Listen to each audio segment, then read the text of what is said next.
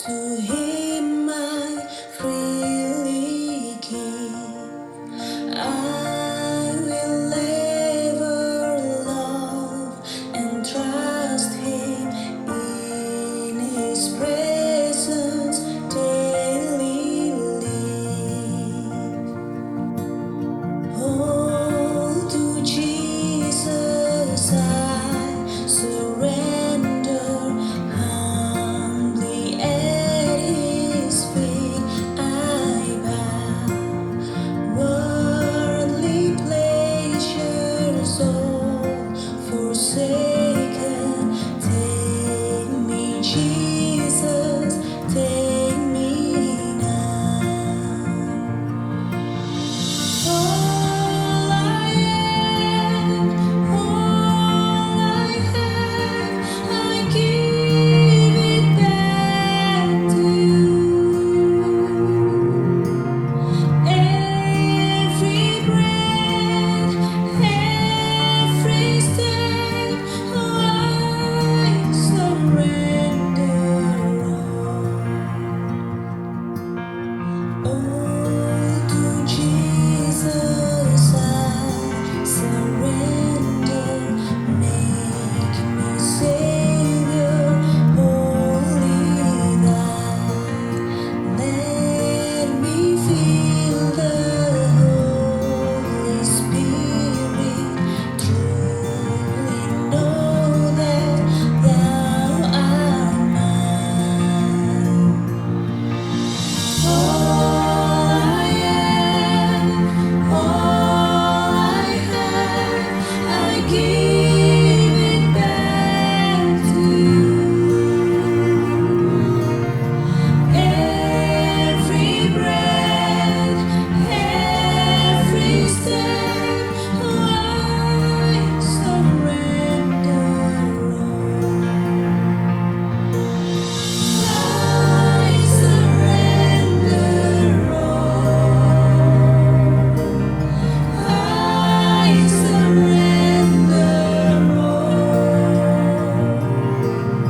all to Thee, my blessed Savior. I surrender all I am. All I have, I give it back to you. Every breath and every step, I surrender all.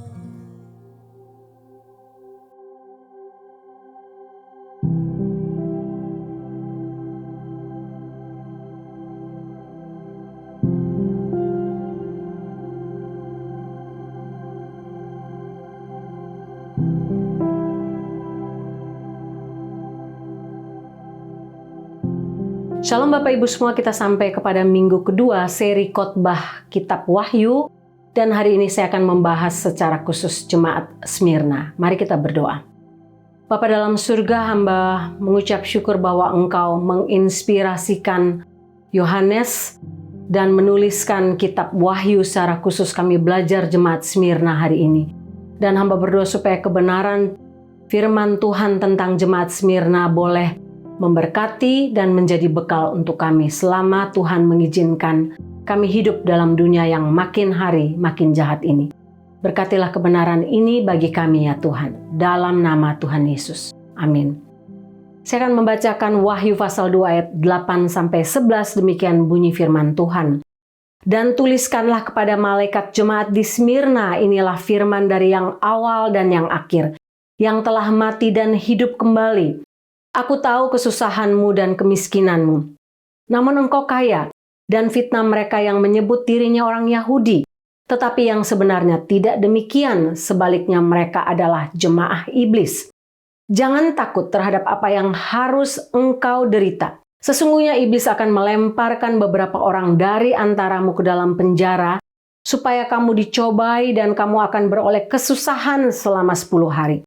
Hendaklah engkau setia sampai mati, dan aku akan mengaruniakan kepadamu mahkota kehidupan. Siapa bertelinga, hendaklah ia mendengarkan apa yang dikatakan Roh kepada jemaat-jemaat. Barang siapa menang, ia tidak akan menderita apa-apa oleh kematian yang kedua. Bapak Ibu, hasil survei tahun 2023 mengatakan bahwa anak-anak miskin di Amerika yang tinggal di daerah kaya sering dibully atau sering mengalami intimidasi dari teman-teman sebaya mereka yang kaya. Anak-anak miskin ini akhirnya mendapat panic attack, anxiety attack, kecemasan, depresi, frustrasi, kesedihan karena kemiskinan mereka dan karena mereka dibully. Pemerintah sendiri telah berjanji untuk berusaha menghapuskan atau meniadakan, paling tidak mereduce kemiskinan dalam kondisi anak-anak di Amerika, tapi tahun 2020 sedikit menurun. Paling tidak 600.000 anak telah diangkat dari kemiskinan dalam jumlah 3,8 juta anak. Tapi tetap 1 dari 3 anak masih hidup dalam kemiskinan dan dibully oleh anak-anak yang lebih kaya. Nah, jumlahnya memang sedikit naik dari tahun 1999. Tapi rupanya masalah ini bukan masalah tahun 2021 atau masalah tahun 2023. Masalah ini sudah terjadi ribuan tahun yang lalu. Hal yang sama terjadi dengan jemaat di Smyrna. Kalau kita belajar surat kepada jemaat di Efesus yang kita bahas, Pak Riki bahas minggu lalu, jemaat ini, Efesus adalah jemaat yang bagus. Mereka dicela oleh karena mereka kehilangan kasih mula-mula. Tapi jemaat di Smyrna ini adalah jemaat yang miskin, yang boleh dikatakan dibully, diintimidasi oleh orang-orang kaya sekelilingnya. Apa yang kita belajar dari surat kepada jemaat di Smyrna? Yang pertama, kita belajar tentang keadaan kota Smyrna. Menarik Bapak Ibu, dari 7 kota yang disebut dalam kitab Wahyu tentang surat kepada jemaat-jemaat, hanya kota Smyrna inilah yang masih ada sampai sekarang. Nah, kata Smyrna sendiri berasal dari satu kata yang artinya mur, yaitu bahan pembuat minyak wangi. Sedangkan kata mur sendiri berarti pahit rasanya. Kota ini merupakan kota terindah kedua di provinsi Asia pada waktu itu dan sekarang dikenal dengan nama kota Izmir yang berada di Turki. Bapak Ibu bisa lihat gambarnya. Izmir sekarang adalah kota yang mewah, kota yang megah, kota yang bagus.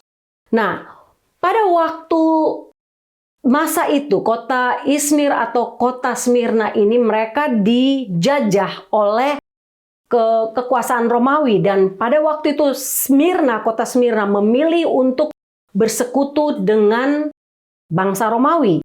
Karena itu kota ini bisa maju, kota ini bisa menjadi kota yang makmur. Kota ini dibangun tahun 1000 sebelum Masehi, masa yang sama dengan zaman Daud. Dan orang-orang Yunani di kota ini termasuk karena kota ini merupakan jajahan Yunani juga, bangsa ini maju, Bapak Ibu. Secara khusus maju dalam bidang arsitektur. Bapak Ibu tahu orang Yunani itu terkenal karena arsitekturnya yang sangat indah, sehingga kota Smyrna dibangun menjadi sebuah kota yang sangat indah dengan gaya arsitek yang sangat tinggi. Bapak Ibu bisa lihat foto yang dulu dan foto yang sekarang dari kota Smyrna ini, sehingga Smyrna ini kemudian menjelma menjadi kota yang sangat indah di seluruh Asia, melampaui Efesus. Efesus sendiri adalah kota yang besar, dia lebih besar dari Smyrna, tapi untuk keindahannya Smyrna melampaui kota Efesus. Sehingga dalam hal keindahan kota Smyrna menempati urutan di atas kota Efesus. Smyrna adalah kota yang boleh dikatakan dikuasai oleh orang Yunani, disebut kota Yunani. Karena itu bangsa Yunani membawa budaya mereka. Kekafiran mereka, politeisnya mereka. Di kota Smyrna dibangun begitu banyak kuil-kuil Yunani. Mulai dari dewa Zeus, atau dewa kepala, dewa Cybele, dewa kesuburan, dewa Apollo itu dewa musik dan penyair. Dewa Nemesis itu dewa kemarahan, dewa Aphrodite itu dewa cinta dan kecantikan, dewa Asklepios itu dewa kesehatan dan dewa pengobatan. Berbagai dewa dibangun di sana. Nah, menarik, tidak saja orang Yunani, tapi kota Smyrna ini terdapat begitu banyak orang Yahudi. Orang Yahudi yang tinggal di sana, mereka ini adalah orang-orang Yahudi dengan kedudukan tinggi. Mereka punya pengaruh besar di tengah-tengah kota Smyrna. Dan pada waktu Smyrna dibangun, dipercantik, kota itu orang Yahudi menyumbang 10.000 dinar bagi pembangunan dan kecantikan kota Smyrna. 10.000 dinar itu sekitar 2 triliun rupiah, 2,2 triliun rupiah sekarang kira-kira. Karena itu orang Yahudi memperoleh kesempatan emas. Mereka bisa beribadah secara bebas dengan mendirikan sinagog mereka di mana-mana. Karena itulah Smyrna menjadi kota yang pluralis. Karena apa? Dalam urusan agama ada Yunani, ada orang Yahudi, ada kuil-kuil patung Yunani, ada kuil dewa Roma, kuil Kaisar Tiberius yang dianggap dewa, dan sinagog orang Yahudi, sehingga benar-benar pluralis. Di tengah kota Smyrna yang indah, yang maju, yang kaya ini, berdirilah sebuah gereja kecil yang bernama Gereja Smyrna. Siapa yang mendirikannya? Bagaimana asal-usulnya? Yang pasti tidak jelas.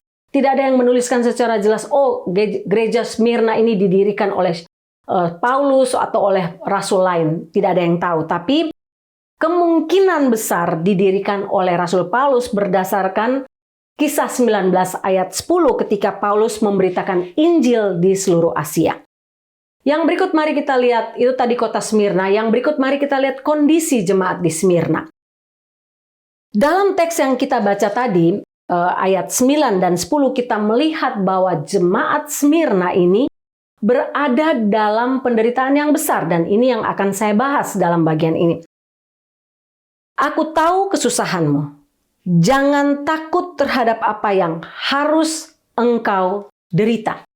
Nah, Bapak Ibu, kata kesusahan yang dipakai dalam Wahyu 2 ayat 9 dan 10 ini menggunakan kata thlipsis, bahasa Yunani thlipsis.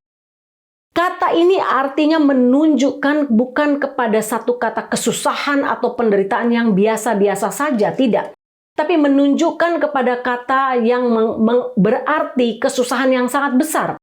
Tidak seperti kesusahan karena ketiadaan uang, kesusahan karena orang ditinggal pacar, kesusahan karena melahirkan sekalipun. Bagi saya melahirkan itu penderitaan yang sangat besar dan berat. Tapi tidak seperti itu. Ini lebih besar. Kata thlipsis ini dipakai dalam beberapa bagian Alkitab. Kisah Para Rasul 14, Roma pasal 12 ayat 12, 2 Tesalonika 1 ayat 4. Ini merupakan, kata ini berarti penekanan. Seperti orang menekan anggur atau memeras anggur atau menjepit anggur sampai mengeluarkan airnya. Nah, kata thlipsis ini juga berarti seperti orang yang ambruk di bawah tekanan atau satu beban yang besar, dan inilah yang dipikul oleh jemaat di Smyrna. Kesusahan ini, kata kesusahan ini dalam bahasa aslinya berarti batu kisaran besar yang menggiling gandum menjadi tepung. Bapak Ibu, kesusahan mereka bagaikan biji gandum yang ditindas oleh batu kisaran yang sangat besar. Karena itu jemaat Smyrna disebut atau dikenal sebagai jemaat yang menderita. Kalau begitu Bapak Ibu, sampai seperti apa sih penderitaan jemaat di Smyrna sampai Yohanes menuliskan penderitaan mereka dan Tuhan memberikan penghiburan bagi mereka dari kata thlipsis ini? Ada beberapa hal yang saya catat menyangkut penderitaan jemaat di Smyrna. Yang pertama, jemaat di Smyrna ini menderita oleh karena mereka dianiaya oleh pihak Romawi. Bapak Ibu, seperti yang saya jelaskan tadi, Smyrna ini mempunyai hubungan yang sangat bagus dengan pihak Romawi. Karena itu Smyrna dibangun kuil Kaisar Tiberius yang dianggap sebagai dewa. Nah, ketika kuil ini dibangun, diberilah perintah untuk peraturan semua orang di Smyrna ini yang tinggal di Smyrna harus mengakui Tiberius sebagai Tuhan, bukan hanya sebagai dewa biasa. Sehingga setahun sekali mereka harus mempersembahkan korban, mempersembahkan persembahan di altar kuil Tiberius sambil berteriak, Kaisar itu Tuhan, maksudnya Kaisar Tiberius. Orang-orang dari agama lain seperti agama orang Yahudi, orang Yunani, atau orang-orang lain yang tinggal di situ bersedia melakukannya. Tetapi orang Kristen, secara khusus jemaat di Smyrna, mereka menolak untuk mempersembahkan korban di tengah-tengah kuil ini, mempersembahkan korban bagi Kaisar Tiberius atau menyembahnya, mengaku Kaisar ini sebagai Tuhan. Karena bagi mereka itu adalah pengkhianatan besar kepada Tuhan Yesus yang sudah mati di atas kayu salib bagi mereka. Jelas sudah bisa ditebak apa yang akan terjadi dengan mereka. Penganiayaan besar-besaran, pemerintah Romawi memerintahkan mereka untuk dianiaya, untuk disiksa. Pemukiman Kristen itu diserang, rumah mereka dibakar habis, mereka ditawan, dilucuti, lalu banyak yang dibunuh dengan pedang, Bapak Ibu. Lebih sadis lagi apa yang terjadi dengan jemaat Smyrna ini adalah mereka diadu seperti binatang buas. Orang Kristen yang tidak mau menyangkal Tuhan Yesus itu, mereka dagingnya dicabik-cabik. Belas kasihan tidak ada sama sekali dalam hati pasukan Romawi. Sehingga ketika surat kepada jemaat Smyrna ini ditulis, paling tidak sudah ada 11 hamba Tuhan yang dibunuh mati, diserahkan kepada binatang buas karena mereka mempertahankan iman mereka. Dari 11 orang ini, satu akhirnya menyangkal Tuhan Yesus. Bapak Ibu, itulah penderitaan yang mereka alami. Mereka dianiaya oleh orang Romawi. Bukan itu saja. Apa yang terjadi dengan penderitaan jemaat di Smyrna? Mereka tidak saja dianiaya, tapi mereka sangat miskin. Makanya dalam Wahyu pasal 2 ayat 9 dituliskan, Aku tahu kesusahanmu, Flipsis, dan aku tahu apa? Kemiskinanmu. Bapak Ibu, jemaat di Smyrna adalah jemaat yang sangat miskin. Bukan hanya gerejanya, tapi semua anggota jemaatnya adalah orang miskin. Jemaat-jemaat Smyrna ini adalah jemaat miskin yang hidup di tengah-tengah kota yang kaya, di tengah-tengah orang kaya. Nah, dalam masa itu, kalau orang miskin, khususnya di kota Smyrna, kemiskinan itu bukan sekedar sesuatu yang menjijikkan. Tapi kemiskinan itu dianggap buruk, bahkan dianggap memalukan. Kemiskinan mereka ini bukan kemiskinan yang biasa, Bapak Ibu. Oh, nggak ada uang untuk anak sekolah. Oh, nggak ada uang untuk beli iPhone. Kira-kira seperti itu. Bukan. Tapi kemiskinan ini dalam bahasa Yunani ada dua kata yang dipakai untuk kata miskin yang berbeda. Yang pertama itu kata pentikros. Artinya kamu miskin, tapi kamu masih punya sesuatu. Kamu mungkin masih bisa makan sehari sekali. Kata kedua yang dipakai adalah kata ptokos, yang berarti miskin dan tidak punya apa-apa sama sekali. Kata ini dipakai dalam Lukas pasal 21 ayat 3 ketika Tuhan Yesus menunjuk kepada janda yang memberikan 2 peser. Pertama waktu dia memberikan, Tuhan bilang janda miskin itu Tuhan pakai kata pentikros. Tapi sesudah dia mempersembahkan uangnya, dia tidak punya apa-apa lagi. Itulah dipakai kata petokos. Artinya miskin dan tidak punya apa-apa sama sekali. Itulah kondisi jemaat di Smyrna. Mereka benar-benar miskin. Sangat miskin. Tidak punya apa-apa. Dan kira-kira apa yang menyebabkan mereka miskin, Bapak Ibu? Kalau orang miskin, karena malas bekerja, wajar. Orang miskin karena drugs, karena malas dan bodoh, oke.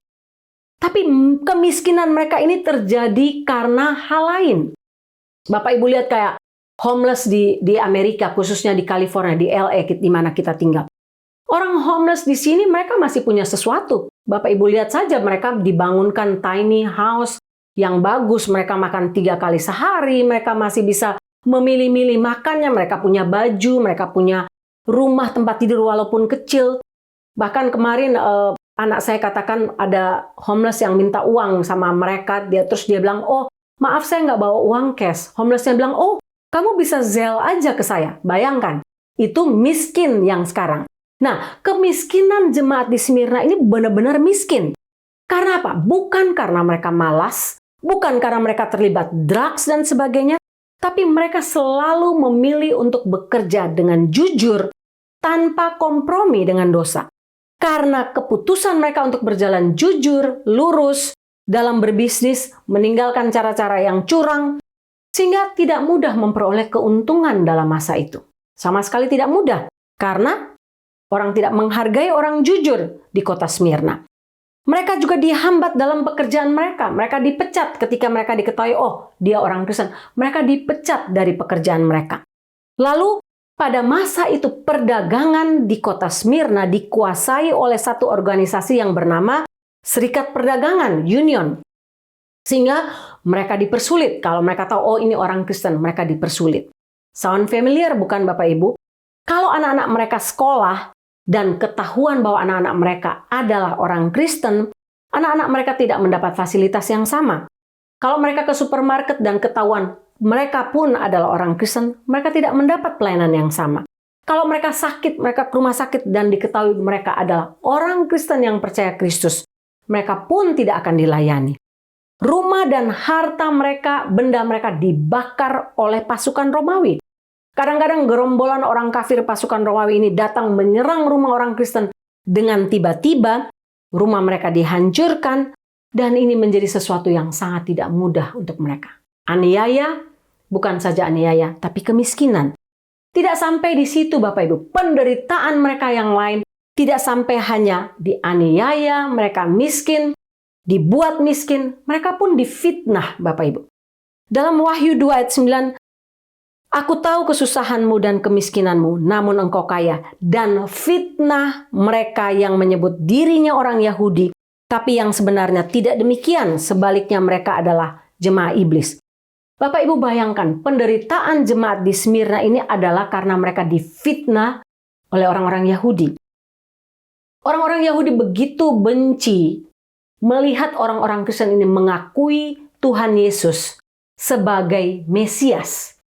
Mereka menyangkal Mesias yang adalah Tuhan Yesus. Karena itu mereka benar-benar membenci sehingga mereka membuat fitnah bagi orang-orang Kristen di Smyrna, jemaat di Smyrna.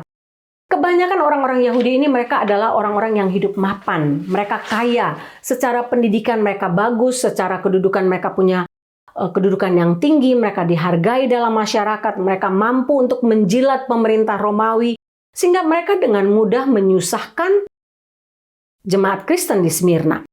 Paling tidak ada 6 hal Bapak Ibu mereka fitnah. Mereka katakan, oh jemaat di Smyrna itu mereka lakukan perjamuan kudus. Mereka minum darah, mereka itu seperti kanibal. Oh mereka suka melakukan perjamuan kasih. Tiap kali mereka melakukan perjamuan kasih, mereka itu pesta seks di gereja. Mereka, anak-anak mereka itu memberontak atau keluarga mereka memberontak terhadap keluarga. Mereka tidak mau menyembah kaisar. Mereka dikatakan pengajaran mereka itu ada tentang akhir zaman dan itu merupakan hasutan terhadap rakyat. Sehingga fitnah-fitnah mereka ini disebarkan sehingga membuat orang Kristen jemaat Smyrna makin menderita. Bapak Ibu, Tuhan Yesus menyebut mereka, orang-orang Yahudi ini sebagai jemaah iblis. Mereka mengaku percaya Tuhan, tapi mereka tidak hidup dalam kasih. Demikianlah penderitaan jemaat di Smyrna ini berlangsung dalam jangka panjang. Wahyu 2 ayat 10 katakan, sesungguhnya iblis akan melemparkan beberapa orang dari antaramu ke dalam penjara supaya kamu dicobai, dan kamu akan beroleh kesusahan selama 10 hari. Kata 10 hari ini tidak dapat diartikan secara literak, tapi kata 10 hari ini menunjukkan kepada masa panjang di mana 10 kaisar memimpin dan 10 kaisar ini melakukan hal yang sangat kejam kepada orang Kristen di Smyrna. Paling tidak ada 5 juta orang Kristen mati secara martir. Tiap hari ada yang dianiaya, dibakar, diikat hidup-hidup lalu dibakar, lalu ditaruh di kayu, mereka bakar sekeliling kayu itu, mati secara perlahan. Mereka juga digoreng dalam minyak Bapak Ibu. Orang-orang Kristen itu mati dijadikan tontonan ketika mereka dimakan oleh binatang buas, dimakan oleh singa yang lapar. Mereka diikat di tiang, lalu badan mereka itu dibalut dengan kulit binatang, lalu mereka melepaskan anjing hutan, sehingga orang itu digigit sampai habis, sampai mati. Mereka mati dengan jalan disalib. Mereka mati dengan jalan direndam di dalam ter, lalu dijadikan obor pada malam hari. Sungguh kejam Bapak Ibu apa yang terjadi kepada jemaat di Smyrna. Bapak Ibu, apa yang kita belajar dari surat kepada jemaat di Smyrna ini? Bagian yang ketiga, bagian yang terakhir. Yang pertama, kita belajar bahwa penderitaan adalah bagian hidup orang percaya. Kita tahu jalan salib, kita tahu Tuhan kita mati di atas kayu salib, dan salib adalah lambang penderitaan. Saya tidak mengatakan, oh kalau kita sudah jadi orang Kristen sungguh-sungguh, kita akan menderita terus-menerus. Tidak demikian Bapak Ibu. Tidak sama sekali. Tapi penderitaan merupakan bagian hidup orang percaya. Kita akan melewati masa entah sekarang, entah nanti. Dalam hidup kita menderita bukan karena dosa kita. Bukan karena kebodohan kita. Tapi karena mempertahankan nama Tuhan. Dan itu terjadi sejak masa mula-mula sampai pada masa akhir zaman nanti. Ketika murid-murid Tuhan Yesus menanyakan kepada Tuhan Yesus tanda akhir zaman, salah satu tanda yang Tuhan Yesus berikan dalam Matius 24 ayat 9 adalah apa? Pada waktu itu kamu akan diserahkan supaya disiksa. Lihat, kamu akan dibunuh, kamu akan dibenci semua bangsa oleh karena namaku. Penderitaan yang kita akan alami oleh karena nama Tuhan itu sesuatu yang real. Sesuatu yang nyata sudah terjadi dari zaman dulu dan akan terjadi sebagai tanda akhir zaman. Seperti perempuan, tanda perempuan yang melahirkan, birth pain. Akan makin banyak menjelang akhir zaman orang Kristen yang mengalami penganiayaan. Kita lihat itu sudah terjadi dan akan terus terjadi. Tapi yang sangat menghiburkan, Bapak Ibu, bahwa Tuhan Yesus sendiri mengatakan kepada jemaat Smyrna, jangan takut. Aku tahu penderitaanmu. Aku tahu kemiskinanmu. Aku tahu kamu difitnah. Tapi kamu apa? Jangan takut. Dan ini merupakan penghiburan tidak bagi jemaat Smyrna saja, tapi bagi kita orang Kristen yang hidup pada masa sekarang. Kita tidak perlu takut karena penganiayaan terhadap orang percaya adalah penganiayaan terhadap Tuhan Yesus sendiri. Bapak Ibu ingat kasus Saulus ketika dia membunuh orang Kristen, mengejarnya, membunuhnya di mana-mana. Pada waktu itu ketika dia dalam perjalanan ke kota Damsik, suara Tuhan datang kepada Saulus dan Tuhan katakan, Saulus, Saulus, mengapa engkau menganiaya aku? Kisah Rasul 9 ayat 4. Karena apa? Penganiayaan terhadap orang percaya adalah penganiayaan terhadap Tuhan. Karena itu Tuhan memberikan jaminan bagi kita. Entahkah kita akan mengalaminya atau tidak? Entahkah kita masih ada dalam dunia ini atau tidak? Tuhan katakan apa? Jangan takut. Karena Tuhan sendiri yang akan melindungi kita seperti Dia melindungi Daniel dari mulut singa yang kelaparan. Dia akan melindungi kita seperti Dia melindungi Sadrak, Mesak, dan Abednego dari api yang dipanaskan 7 kali lipat. Ketika Daniel dan teman-temannya memilih untuk tidak menyangkal Tuhan, memilih untuk tidak berkompromi, memilih untuk hidup benar, memilih untuk menyembah kepada Tuhan saja, Tuhan melindungi mereka. Tapi seandainya pun Tuhan tidak melindungi mereka, tidak melindungi kita, tidak melindungi jemaat Smyrna seperti Tuhan melindungi Daniel, Sadrak, Mesak, dan Abednego, percayalah bahwa tiap-tiap penganiayaan itu Tuhanlah sendiri yang akan mengambil stingnya. Tuhan yang akan mengambil sakitnya. Banyak kesaksian para martir yang mengatakan ketika mereka dianiaya, Tuhan mengangkat rasa sakit itu. Tuhan mengambil rasa sakit itu sehingga mereka tidak merasakan rasa sakitnya. Karena mereka memilih untuk tetap percaya kepada Tuhan, tidak menyangkal Tuhan, tidak berkompromi dengan dosa. Aku tahu penderitaanmu, aku tahu kesedihanmu, aku tahu apa yang engkau alami karena Tuhan Yesus sudah melewatinya, Dia pernah berada di jalan salib. Asalkan saja apa? Kita tetap setia. Wahyu 2 tadi katakan, asal kamu tetap setia sampai mati. Asalkan kita tetap setia kepada Tuhan, tidak berkompromi dengan dosa, tidak berkompromi dengan pemerintah yang jahat, tidak menyembah kepada mereka.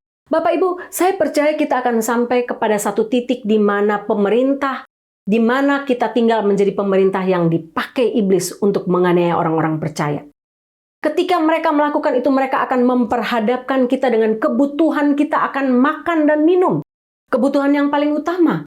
Orang akan menjual nama Tuhan demi semangkok nasi, demi roti, demi makanan bagi perutnya.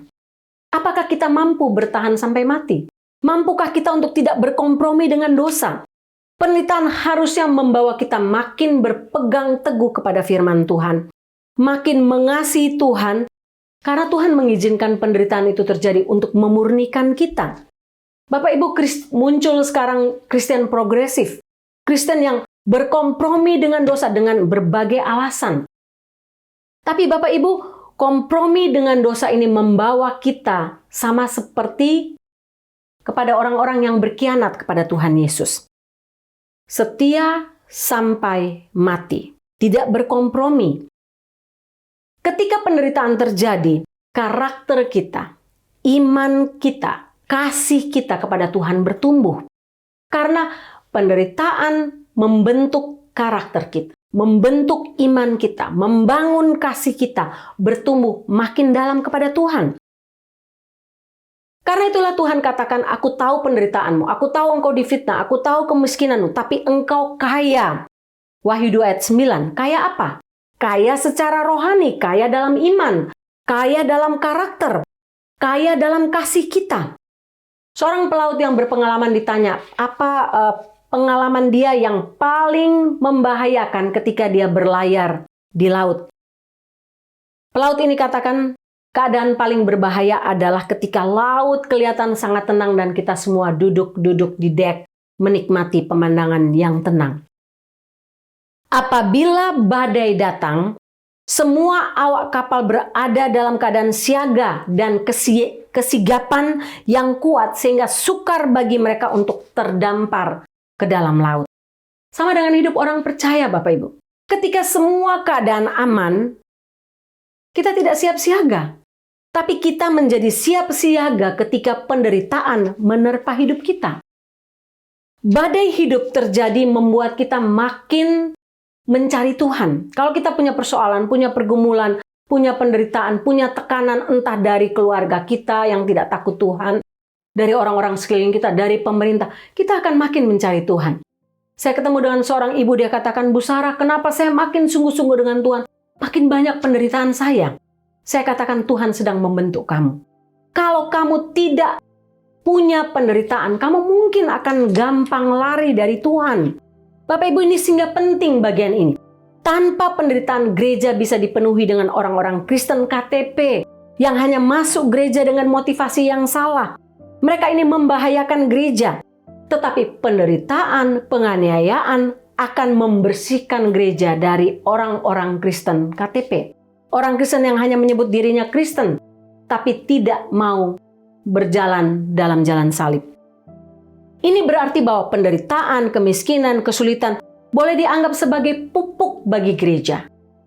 Sebaliknya, keamanan, kenyamanan, kekayaan, kemapanan, dan kemewahan tanpa sadar bisa menjadi racun bagi gereja. Ini bagian yang penting, Bapak Ibu. Ingat, dalam sejarah manusia, God is in control. Sejarah manusia, sejarah dunia ini, God is in control.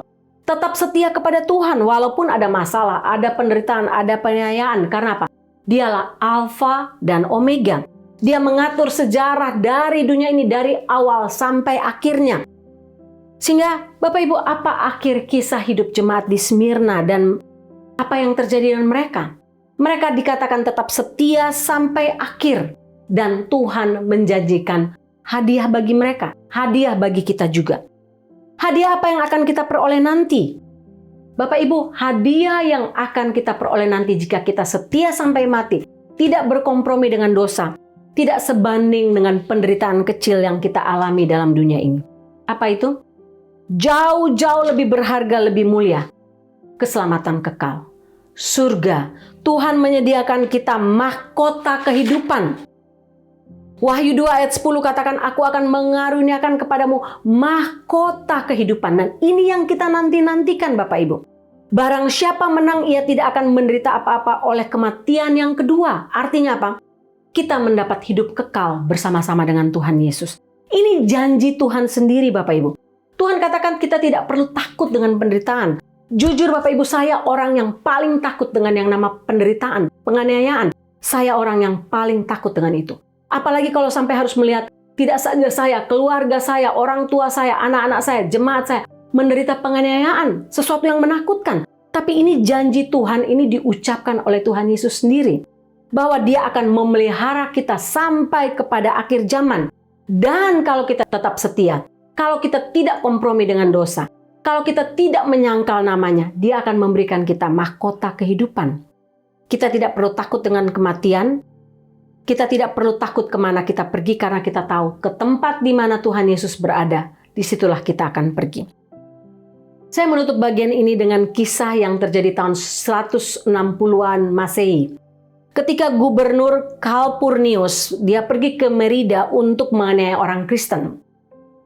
Seorang gadis kecil berumur 12 tahun, dia bernama Eulalia, tanpa takut menghadap gubernur dan mengolok kaisar dan dewa Romawi. Ketika dia melihat Gubernur Calpurnius melihat itu, dia memerintahkan anak kecil ini, anak 12 tahun ini ditangkap. Tapi waktu dia mengingat usianya, Gubernur Calpurnius menawarkan, bagaimana kalau kamu, saya akan bebaskan, tapi kamu harus mempersembahkan sesuatu untuk patung-patung tadi dan meminta maaf. Tapi Eulalia menolak, bahkan menendang patung-patung dewa tersebut. Dia menginjak sesajen yang ada di situ. Dan pada waktu itu terjadi, dua algojo langsung masuk, langsung tangkap gadis kecil ini. Dan apa yang mereka buat? Mereka memotongnya dari bagian samping tubuhnya sampai ke tulang rusuknya. Mereka menuangkan minyak panas mendidih ke atas lukanya. Dan mereka menyalakan obor di atas dada anak perempuan ini. Di atas dada Eulalia. Sambil algojo melakukan itu, Eulalia tetap memuji Tuhan. Dia bersyukur kepada Tuhan dan itu membuat Gubernur Calpurnius makin marah. Sehingga dia memerintahkan Eulalia dibakar hidup-hidup. Bapak Ibu, ketika Eulalia mati, apa yang terjadi? Orang yang berada di sekitar situ melihat dengan mata kepala mereka sendiri. Seekor merpati putih terbang keluar dari mulut Eulalia ketika dia mati dalam keadaan memuji Tuhan dan bersyukur kepada Tuhan. Bapak Ibu, apakah penganiayaan terhadap orang percaya akan berhenti tahun 160-an terhadap Daniel dan teman-temannya? Tidak.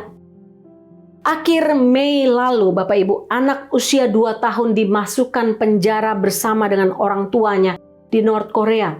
Ketika mereka pemerintah mendapati bahwa keluarga ini menyimpan Alkitab di rumah mereka. 2 tahun ditangkap, masukkan penjara bersama keluarganya. 70.000 orang Kristen di North Korea masih berada di dalam penjara sampai detik ini karena kedapatan menjadi Kristen, kedapatan memiliki Alkitab di rumahnya. Bapak Ibu, itu memang hukum negara ini. Mereka tidak saja dipenjara, tapi mereka disiksa, dianiaya selama dalam penjara. Saya nggak tahu apakah itu akan terjadi terhadap kita atau tidak. Tapi kalau sampai Tuhan mengizinkan itu terjadi, saya percaya bahwa Tuhan berjanji untuk jangan takut. Benar-benar itu akan terjadi. Tidak perlu takut. Tuhanlah yang akan memelihara kita sampai kepada masa Dia mengangkat kita, menjemput kita di atas awan-awan, pergi bersama-sama dengan Dia. Tidak perlu takut selama kita setia sampai mati dan memilih untuk tidak menyangkal namanya, memilih untuk tidak berkompromi dengan dosa. Kita akan menutup bagian ini dalam doa dan saya berdoa supaya tiap-tiap kita, dimanapun kita berada, ingat, jangan pernah takut terhadap ancaman dunia ini, jangan berkompromi, jangan mencari pujian dari manusia, dan akhirnya menyangkal Tuhan, tetap setia sampai mati. Mari kita berdoa.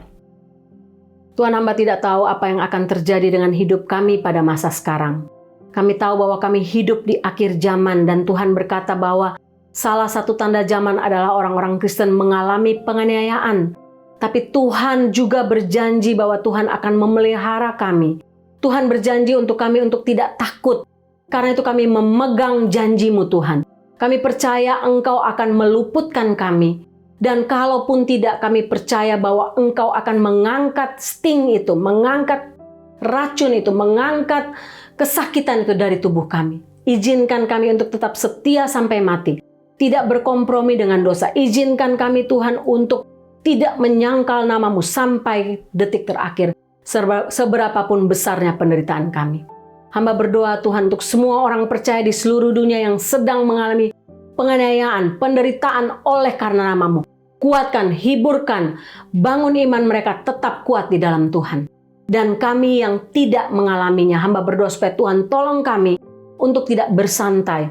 Tapi Tuhan tolong kami untuk hidup benar di hadapan Tuhan, setia kepada Tuhan Yesus sampai akhir hidup kami. Seperti teladan jemaat di Smyrna.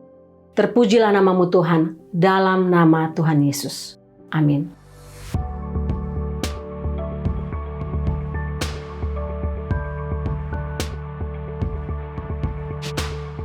Bapak Ibu, saya berdoa supaya kita diberkati melalui kebenaran firman Tuhan hari ini.